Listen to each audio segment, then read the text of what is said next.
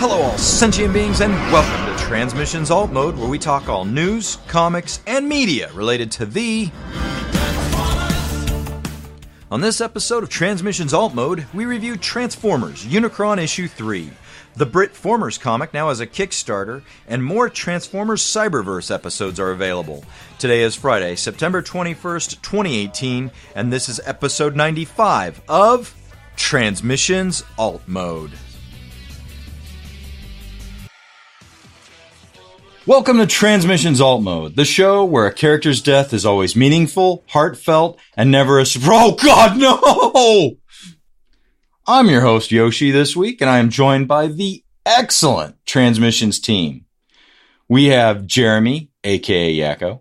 Hey, how you doing? And Daryl, the Cybertronian Beast.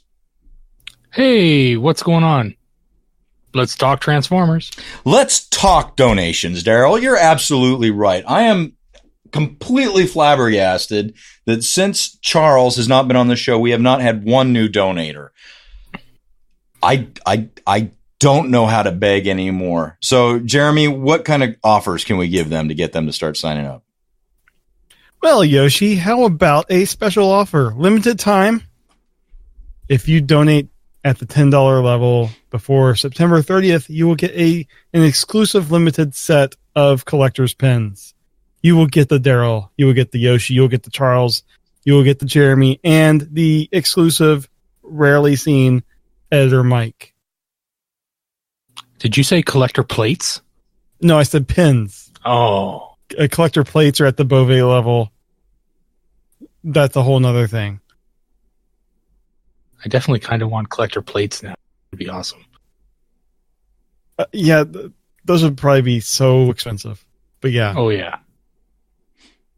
Anyway, we have these limited edition set of pins that we're going to be giving out. We're invited into this trial of a new feature of Patreon, and this is what we're doing with it. So at the $10 level, by September 30th, when they roll over the new billing cycle, anyone at that level, whether you were already there or you're a new person at that level, you will get this full set of pins. So you will never have to go to another convention that we're at ever again.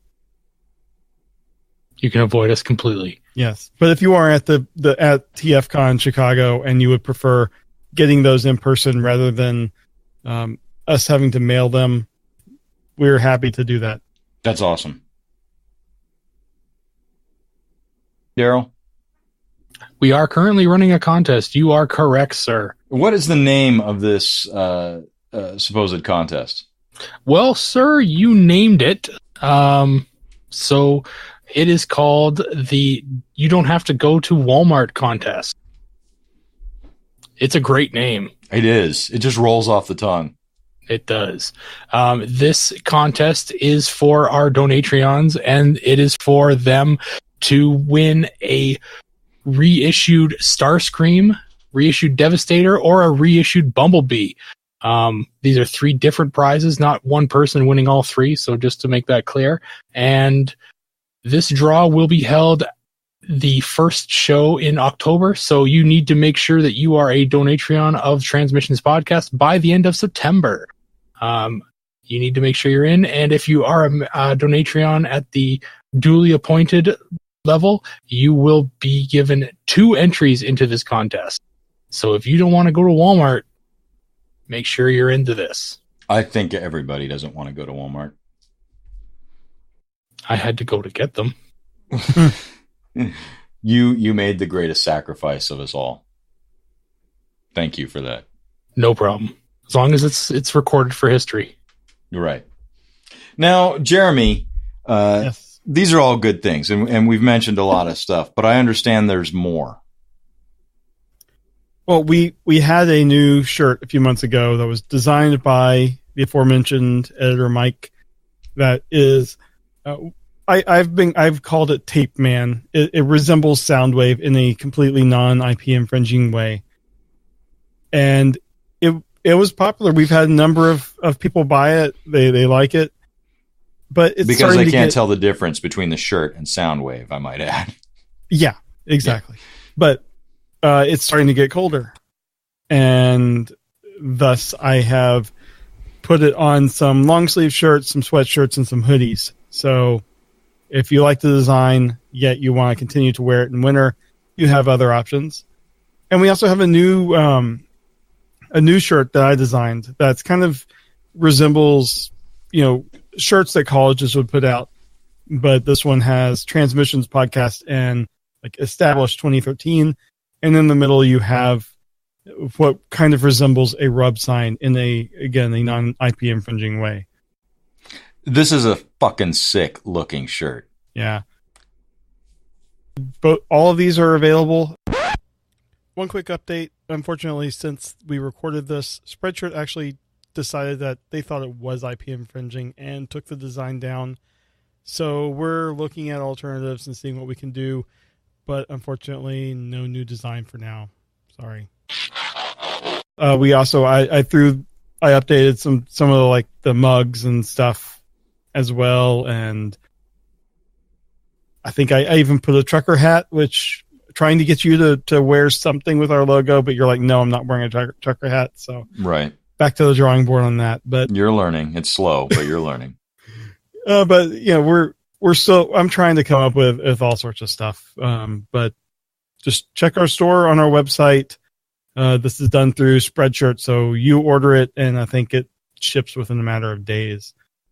And we have a special super secret link for just the donators, right? Yes. If you go on Patreon, there's a post, and I believe also in our Donatrion's chat in Discord, there's a pinned message for a direct link to the store where essentially we cut out all the commission on that. So you're getting about a 20% discount if you're a Donatreon and you order through that link. So we think you guys give us enough money, so that's a benefit.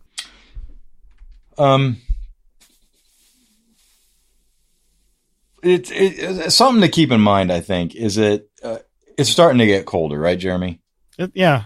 Especially up where we live. Right. And it's only going to get worse until Christmas. And these things make great Christmas gifts, don't you think? Oh, I think they do. Yeah. I think even non-Transformers fans would like it. Basically, a shirt fits people. So you can buy our shirts for people, right? Yeah. Okay. There you go. Your Christmas shopping's practically done, everybody. You're welcome. From Transmissions to you. I think they also have one of the designs you can choose is like a neckerchief thing for dogs. I might put the logo on there so it's not even just people. You can buy stuff for animals. Wow. We really will be your one-stop shop this holiday season. Thanksgiving, Halloween, Christmas. Think of us. We're thinking of you. Family Day. Right. Whatever it is that Canada has. We have that. Yeah. It's in February. It's called Box Up Day, right? That's in December. That's okay. Boxing Day. Family Day is an actual day. It's in February. Huh. So it's another day off. A country that respects family togetherness. Crazy to think about that. But like I said in Thrift Store this week, you got to wear a shirt, so why not make it ours? Shut up, Daryl. Daryl, look at us. We have to wear shirts. Yeah, maybe if one of us looked like The Rock, that'd be different. But. Charles is headed that way. Yeah. All right. Thank you very much for that, Jeremy and Daryl. And let's move on to comics news. Jeremy, you were talking about this earlier. Why don't you educate me on it? All right. We have some friends that contacted us last year about this Britformers comic that they're doing. They launched it at TF Nation this year, and they have a Kickstarter going. And essentially, the conceit with the story is it's set in the 60s in London, and some transforming robots, again, this is also non-IP infringing, they're marooned in London, and they're trying to survive. So they like I said, they launched it at TF Nation this last year in August, and they have issue 1 as a 24-page comic. No, Yoshi, it's 24 pages. They've finished everything, and they've even done a first print run, and they have this Kickstarter so they can distribute it further. And they have already, with 16 days to go, exceeded their goal. As of right now, they have the goal was 250 pounds, and they had 705, 78 backers. So it's going to happen. Well done. But if you want to get in on it with any of the different goals, they have a level where you can get a digital PDF version of issue 1. Another one, you get the printed version. Another one, you get the printed version and some artwork. You get a number of things. So if you want to get in on this, we'll have the link to the Kickstarter in our show notes. And I think it's fantastic. It's in that TFUK feel, in how the story is, because that's where they're from. Hopefully we'll have a review of the comic in the coming weeks if we can fit it in amongst the pile of IDW comics we have. But it's always good to see fan projects like this. And it's worth noting that they have also not only exceeded their Kickstarter goal, but they've exceeded all of their stretch goals. So you're getting bonus shit with this. Ever been curious about Kickstarter or trying it or interested in this? It looks as close to a sure thing as anything I've ever seen, which is great. This is amazing that they pulled this off. Congratulations to them. Yeah, it looks like the only stretch goal they have that's not complete is one that's just to reach 150 shares on Facebook and Twitter. Oh, yeah. But all the monetary ones are blown past. So that's pretty dope. So, Yoshi, that is it on the Kickstarter. All right. And with that, we'll jump over to comics review. So this week we're doing a comics review. We have a backlog of Transformers comics to review for everybody. So Jeremy took it upon himself to make the executive decision owed to him for his 2% share. Charles is out of the country. Yeah, Charles is out of the country. To allow the Donatreons to choose what comic we review this week.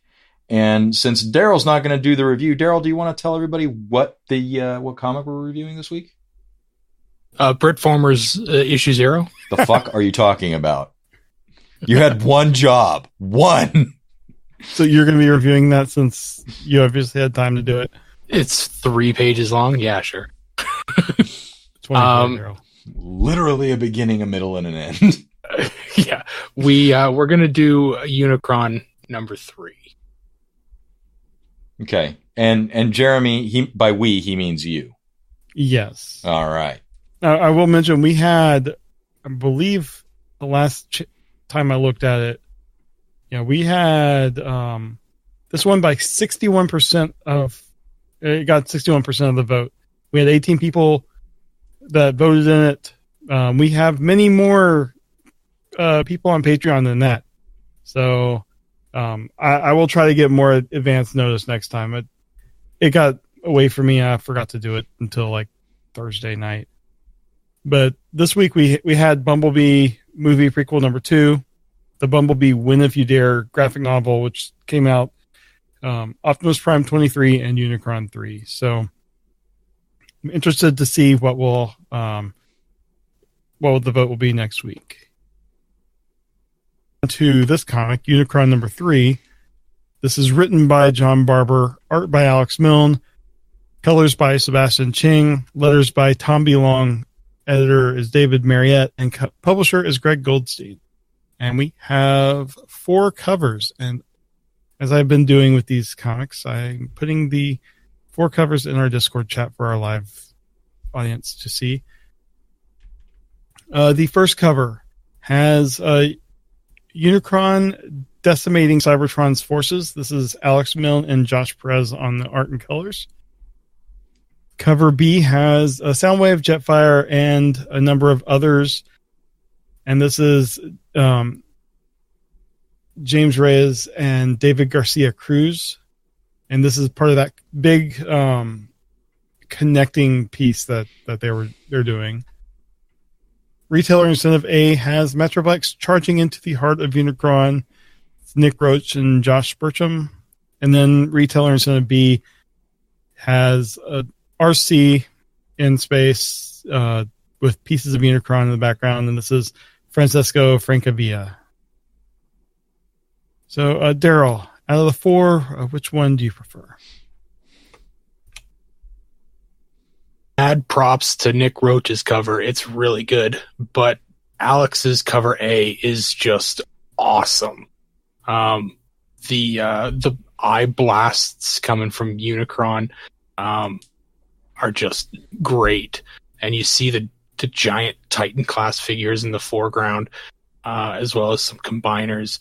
It's just a mammoth image, and the scope of the size that Unicron is being portrayed in is really evident with this image. It's a fantastic image, and I couldn't say I couldn't not pick this cover. Mm. All right, Yoshi, how about you? Fuck.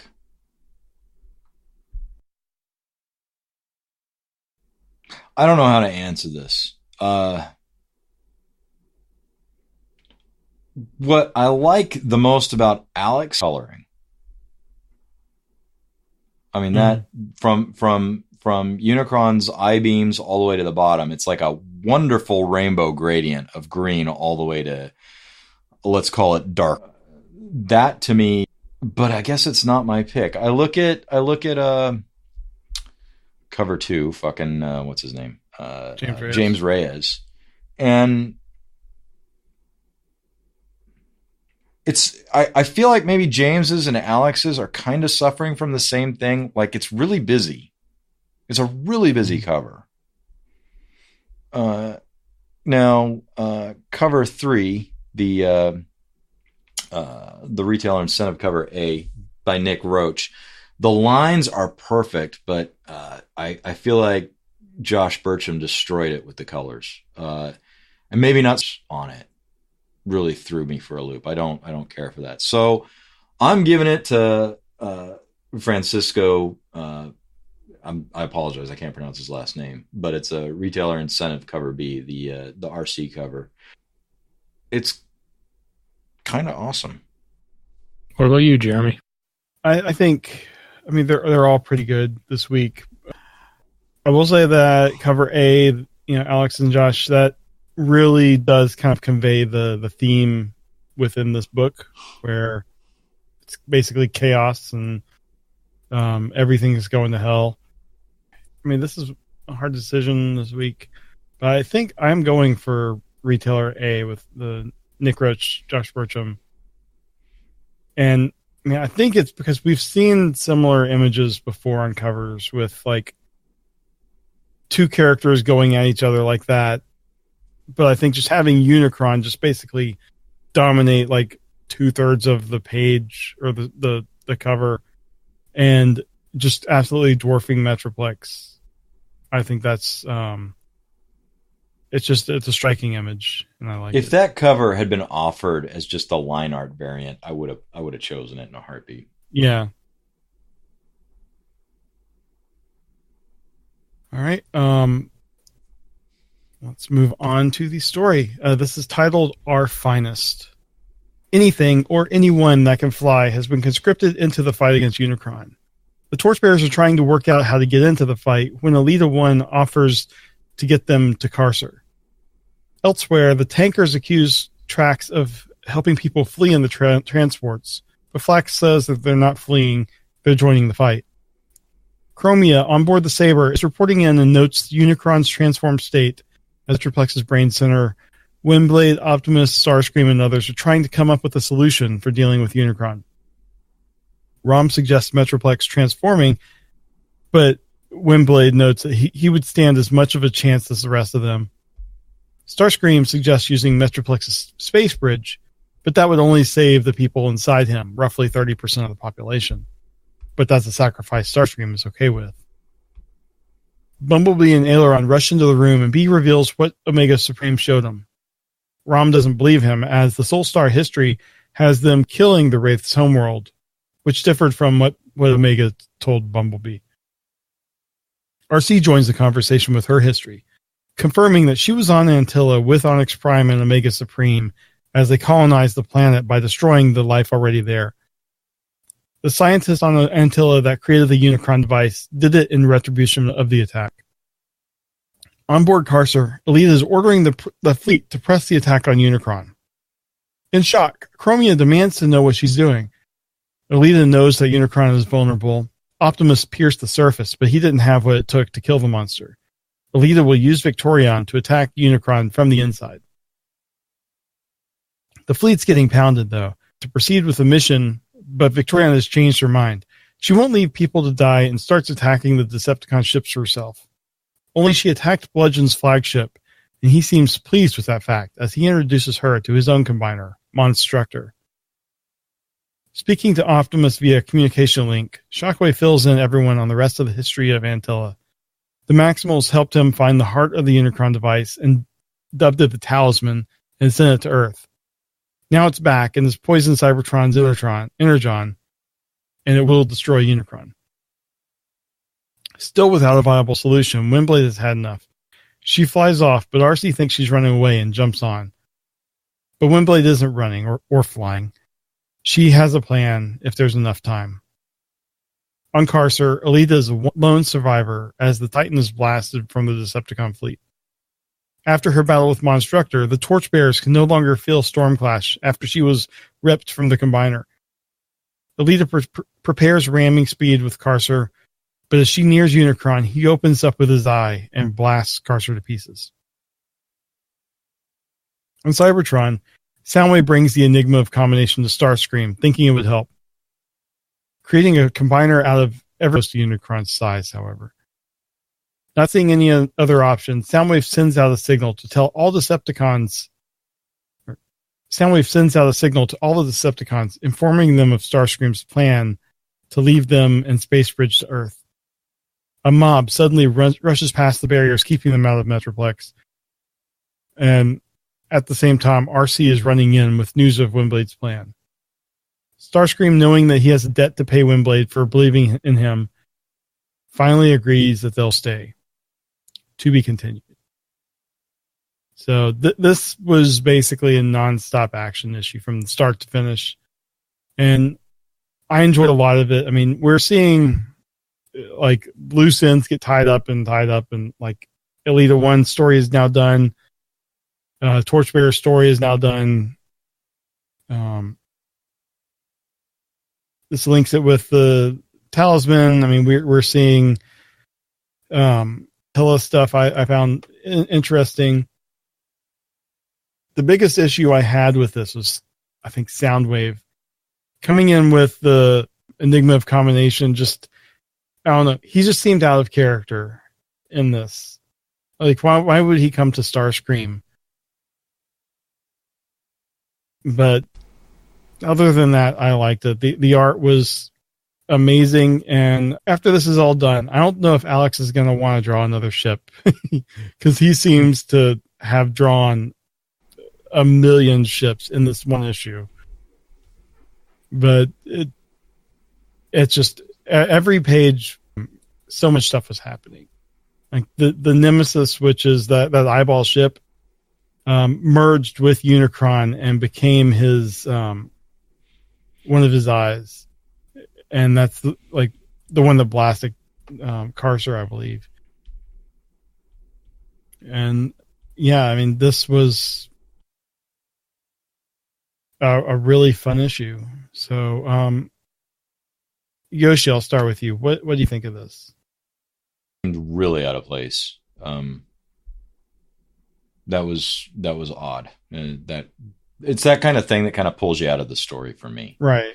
You know, I'm going to sound like a broken record. At this point, there's so much that they have to cover, so many loose ends they have to tie off, that it's hard to make somebody like me give a shit. So I just have to comment on the art, and it's absolutely gorgeous. There's a page here where Bumblebee is talking, and his face is just flawless. Just, oh God, what page was that on? Page. So 12, the one with RC at the bottom. No, it's the page with Soundwave. Oh.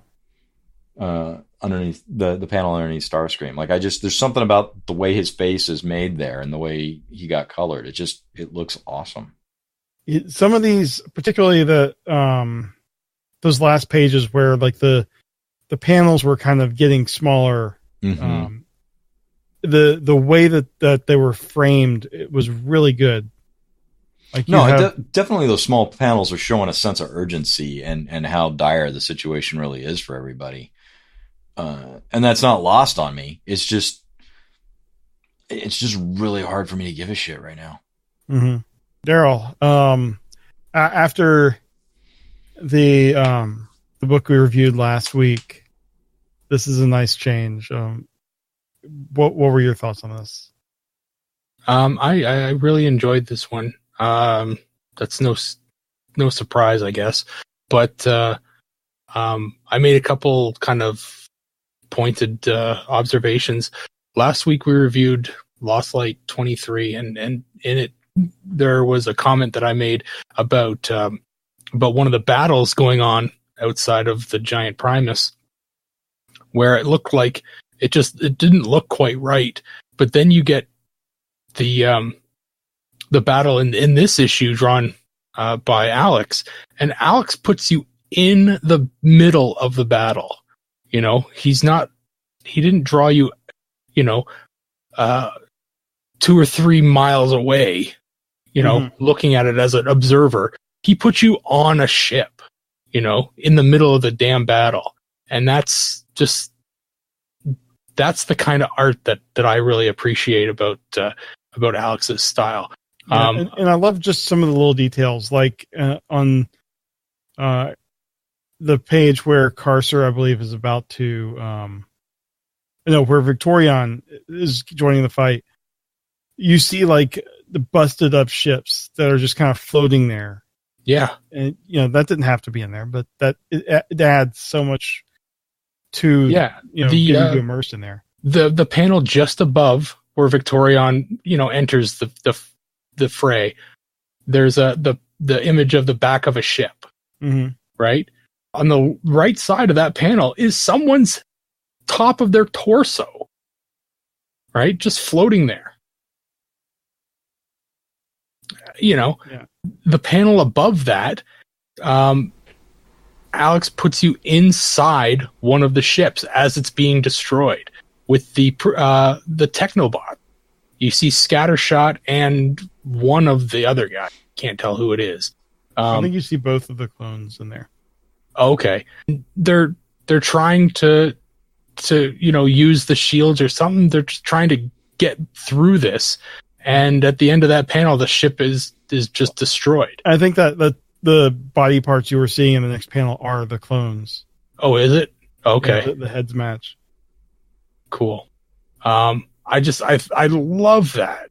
You're in the battle, and that's fantastic. The fact that one thing that kind of threw me though is when I was reading this, right away I did not recognize Monstructor. So I had to kind of think, like, is that Monstructor? He's a little sharper and edgier than I remember him. So I kind of wondered whether he was infected with Wraith or something like that. But yeah, I mean, it's obvious whatever transformed all those Decepticons affected him too. Right. So yeah, I like the art, this has been fantastic. The story's, a very quick story, even though there's a lot of exposition to get through in this book. maybe not as much as what gets put in Lost Light or anything like that, but there's a lot of story beats in here. You get a big info dump from Shockwave, and it was decent enough to get through the book, but I read with through the art, and then I get the words afterwards, right? So it's a different style of for me to most people. But I agree that that Soundwave acted a little weird, but it wasn't enough to pull me out of the story. I thought it was odd that that Soundwave could send a signal to just the Decepticons. But that's perhaps like his one special ability. It's like, radio is his thing. He can do that. Yeah, and it's been established that he has abilities like that. So I mean, it wouldn't surprise me. No, being a Decepticon, he knows whatever frequencies they're on. Yeah, no, I get it. It's just I figured that after the the war ended, they kind of just kiboshed all the special frequencies and stuff, but I guess it's still there. I like seeing Optimus Prime all beat to shit, by the end of this, I expect he'll be dead, but characters running around, missing an arm, that kind of thing, because they can function with one arm, or, that kind of stuff is something that I expect. This book, this miniseries, is going to be a war of attrition on the characters that survive to the end, and I expect to see that. I don't want to see characters at the end look brand spanking new. This is something that they should look like, they've been to hell and back, and an Optimus is definitely looking like that right now. But the last. That last full page spread of Unicron in robot mode, just kind of gripping Cybertron. That needs to be a poster or a con print or something. Drop the fucking heads at the bottom, but that needs to be. That is. It's amazing. Yeah, no, that right there. I mean, I can't tell you how many people. When I was in DC, like how many people who listen to the show come up to me and goes, I love your show, I love all this stuff, but. I want more bad guys being bad. Like this would sell like a motherfucker. Like that needs to be a thing. Alex, I know you're listening. You need to do yourself a favor and make sure you have this as a print. I mean, that's fucking gorgeous. I mean, that should have been the promotional image. I'm sure it wasn't done when all this stuff was going out, but that is fucking epic. Yeah, it's very good. And the coloring on it too, really good. I love, and I love that, the line art on this would be fucking spectacular too, because he's gone through the effort to make sure he's put the line shadow lines. Like you can see him really well on Unicron's forehead. Like line art of this printed would be fucking gorgeous alone, but the colors are amazing. Yeah. I mean, they had so much like where the fingers are digging through Cybertron. You're seeing the more like molten colors. Yeah. It's just it's this needs to be out there more than just on this one page. No, it's really this book is filled with amazing art. Yeah, and I expect nothing less from Alex. He does amazing work. And this, you're right, Jeremy. This is my kind of book. It's a quick read. There was some really cool exposition at the beginning about the Omega Sentinels and Omega Supreme. I enjoyed that. That was neat. Where they really kind of ended up doing a bad thing at the start, and they were just following orders. But yeah, it's a cool story. Definitely recommended.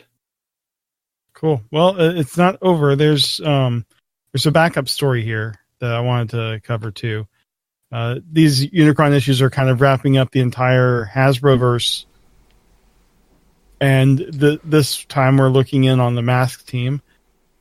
And this is titled Reunion. And Who wrote it? Brandon Easton wrote it. Nice. The art is by Juan Samu. Colors by David Garcia Cruz. Lettered by Curtis Fandango. And edited by David Marriott. And I believe this is the first Curtis Fandango book we've had to do. Well, that makes it canon. Yeah. So I like this. I believe this is most of, if not all of, the creative team that worked on Mask. And I like that they're bringing those teams back on. And this is taking place. I believe the Mask team had broken up, but they're facing some gravitational instability from some disturbance in space, which it's Unicron. He is a tubby bitch. And I mean, obviously, this is taking place a little bit later than Unicron number 3 because they're on Earth. But the former Mask teammates are teaming up one last time as they try to save people affected by some gas lines rupturing. They get the survivors to a makeshift hospital, and they're reunited with Julio Lopez, codenamed Gulliver, who was another former member of their team. And Julio tells them how many first responders have been inspired by the Mask team, and also introduces them to a young boy that said that he was just waiting on Mask to rescue him. And the team is shocked and surprised at the reactions and positive impact that they've made. And they can't do much more because of the limited power that's left in their helmet. But Eclipse is able to use his to project about 10 minutes worth of memories from their adventures on the wall for the patients in the hospital. And I thought this was just a sweet little story, kind of wrapping it up. They don't have the powers to do a lot of stuff, but they jump in and try to help people. And, I just thought it was a nice little story. And I'm happy to finally be able to review a Curtis Fandango book. So, I mean, do you guys read this story? Yeah. No, of course I didn't read it, but I will say this. I have a lot of respect for Brendan and most of the team back. I think, and for not being there from the beginning, Curtis Fandango did a fantastic job. That should not go overlooked. I mean, words written on a page by Brandon at a word processor are one thing. Pencils and inks and colors are another. But unless those words are displayed properly, that book would have no heart and soul. And Fandango delivered. Yeah. So, and if people don't get the joke, look up the Twitter account, Comic Book Nobody. You'll see what we mean. And anyway, that is it. The last part of the book, they talked with James Roberts and they talked with James Roberts and Andrew Griffith about their basically the Phase 2 reboot and their experiences working on the books, and that is it. So this was a fun book, and we will see what our Donatrions pick for us to review next time. So that is the comic review. And thank you very much, Jeremy. And with that, we'll move on to Transformers media news. Well, if Daryl has done his proper throat exercises, maybe he can get us through this. So we've got a few things in media news this week. A lot of it has to do with Bumblebee the movie. It's like that's coming up or something. We've got some Bumblebee the movie licensed costumes. So if you're looking for costumes for Halloween for your little ones, there are 2 costumes for Bumblebee and a costume for Optimus, obviously. I just want my kid to go trick-or-treating and have this like plastic blade, just pointing at the guy like, give me some candy now. Well, we've got a Bumblebee the movie online mini game music mix is now available to play. It's some kind of game where you can mix game or mix music together.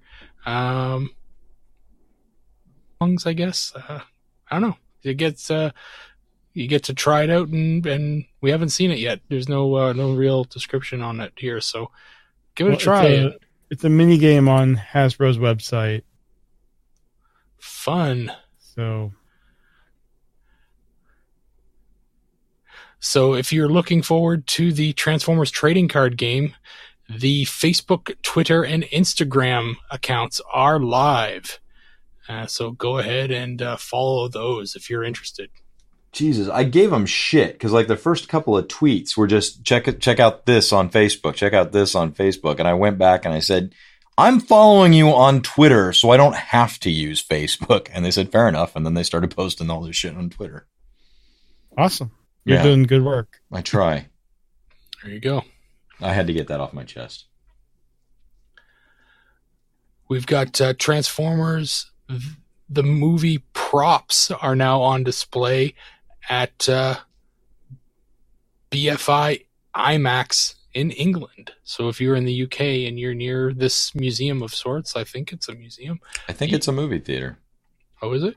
Well, it's IMAX. IMAX, I guess, yeah. BFI IMAX. It's England, so it's a cinema. It's not a theater. It's in Waterloo, UK. It'll be on display from the 6th until the 20th of September. And it includes Transformers, the 2007 movie, and Revenge of the Fallen. They have a complete frenzy and a Scorponok head, as well as an Alice's bust. Ooh, Alice's bust. Slow down, Tiger. Oh, it's the robot version. Damn. Yeah, so check that out if you're interested in that. Transformers Cyberverse is getting some more information. Apparently, episode 3 is now available on the Hasbro YouTube channel, which is great. So I haven't seen that. I'm going to check that out myself once I get an opportunity. And season 1 has titles and air dates for episodes 6 to 8 for Canada. So episode 6 will be called Megatron is My Hero. 7 is called Cube, and 8 is called Terminal Velocity. And in Canada, they will air on September 30th, October 7th, and also October 7th. So I guess we're getting 2 on the same day here. Fantastic. And that's it for media news. All right, and with that, we'll hop on over to convention news. TFCon has announced their dates for TFCon Toronto 2019. It's July 12th through the 14th, and is same place, Hilton Meadowvale, Mississauga, and more information will be coming as we get closer. Transformers Bumblebee is going to have a movie promo at. This is going to have a special booth that is inside a shipping container that will be carried to the location by Optimus Prime himself, or a truck that is painted to look like Optimus Prime. The trailer or the container is going to showcase a yellow VW Beetle, some new toys and merchandise from the movies, and Comic-Con Africa actually is over today. So if we have any listeners in Africa, please let us know how it was. I think that's a pretty neat idea, though. Just like having a shipping container be your booth, and just essentially having it out in the parking lot. Yeah. I just like the idea of all this other stuff going on outside of North America. Yeah. Give other countries something to do too. I mean, it seems like the marketing push on this is pretty significant. It's almost as if the last movie didn't do so good. More and more movies are premiering outside the U.S. first. I mean, is it really that it's being marketed better, or is it just we keep forgetting that fact? Or maybe they've been doing stuff like this all along, and we're just now getting news about it. Possible. But also the explosion of comic conventions worldwide. Yeah. And speaking of that, Hasbro is going to host a Transformers and Bumblebee panel at Paris Comic-Con 2018. This will be October 26th through October 28th at the Grand Hall de la Villette, Paris. And I'm sure I butchered that. And that's going to take away a lot of people from TFCon Chicago. Well, this will explain why they aren't at TFCon. Mm-hmm. Oh, yeah. Yeah. So they're going to have the brand development team is going to be there. They're going to talk about the Transformers brand in general and the Bumblebee movie toys for 2019. So I would imagine anything that they don't want to reveal at New York Comic-Con is going to be revealed here. So the last thing I just threw in here, because New York Comic-Con is coming up October 4th through 7th. I just wanted to point out the Transformers artists that are going to be there. So if you're going to be going and you want to meet some of them, you can look them up. Andrew Griffith, Nick Roach, Corin Howell, and Livio Ramondelli are all going to be there. And they're all listed. If you go to the NYCC page for the comic guests, they're all listed there with their booth locations and stuff. So check them out. And I'm sure they will be happy to see Transformers fans. They all do commissions and sell prints and stuff, so check them out. So that is all the convention news this week. Feedback. So we don't have much for feedback this week, but I'd like to let everybody know if you'd like to leave us feedback, head on over to transmissionspodcast.com/feedback. There you will be presented with every conceivable way of leaving us a question or feedback or anything you want to talk about. Even voicemails. We'd love to hear your sexy voices. So head on over to transmissionspodcast.com/feedback. And with that, I think we bring episode 95 to a close. Thank you, everybody, for listening. And Charles is back next week. Charles will be back next week, assuming he leaves Germany for us again. Leaves his German podcast behind. Yeah. It's all about strudels and strudel making. You should check it out. It's awesome. Yeah, we'll call that a wrap. Good night, everybody. Later. Night.